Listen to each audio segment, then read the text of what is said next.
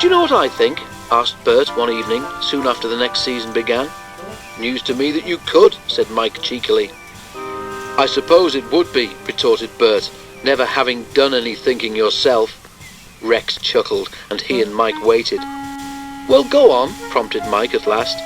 "Aren't you going to impress us with your thoughts after all?" He winked at Rex. "Something," Bert announced after another pause, "is going on in the workshop." "Work?" suggested Rex innocently. Bert took no notice. "I think," went on Bert, "that the men are building something. I was waiting at the platform yesterday and the workshop door was open. I couldn't see much, but there was something on the floor inside. It looked like a boiler." "Is that all?" said Rex. He sounded disappointed. "Probably a spare for one of us," said Mike. "I don't think so," argued Bert. "There were wheels as well. What I think," he paused dramatically, "is that they're building a new engine." "My fitter said he'd heard a rumour," added Bert. Three small engines looked hopefully at each other. "About time too," said Rex. "What's the new engine's name?" Mike asked his driver the next morning. "How did you know about the new engine?" the driver asked. "It's supposed to be a secret." They told him, and he laughed. "I don't think the small controller has chosen a name yet," he said. "When he does, I'll let you know."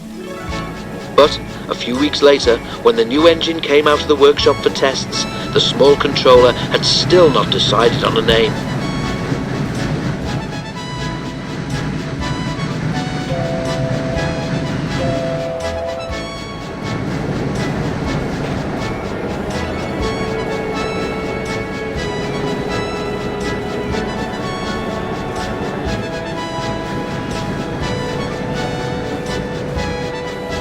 "How odd," remarked Mike, looking with interest at the new engine's square windows and square top dome.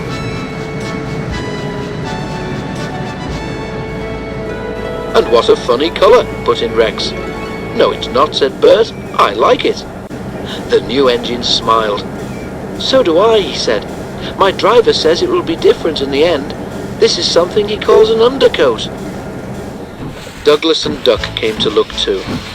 Douglas had just brought some empty ballast trucks along the branch line. He and Duck watched with interest as the new engine was put to his paces. "He puts me in mind of my days in Scotland," Douglas remarked. "Some of the engines up in the Highlands were yon colour. Jocks, we used to call them." "Jocks?" asked the new engine, stopping nearby. "Aye," agreed Douglas. "No bad name for yourself, I'm thinking, eh, Jock?" The small controller was delighted. "Well done, Douglas," he said, and turned to the new engine. "What do you think?" he asked. "It means you'd have to keep your colour too, to give the name some point. Would you mind?" "Not a bit, sir," said the new engine. "I like the colour, and the name would suit me fine." "Excellent," said the small controller. "That's settled then. Thank you, Douglas. A splendid idea." And Douglas puffed away, well satisfied with his morning's work.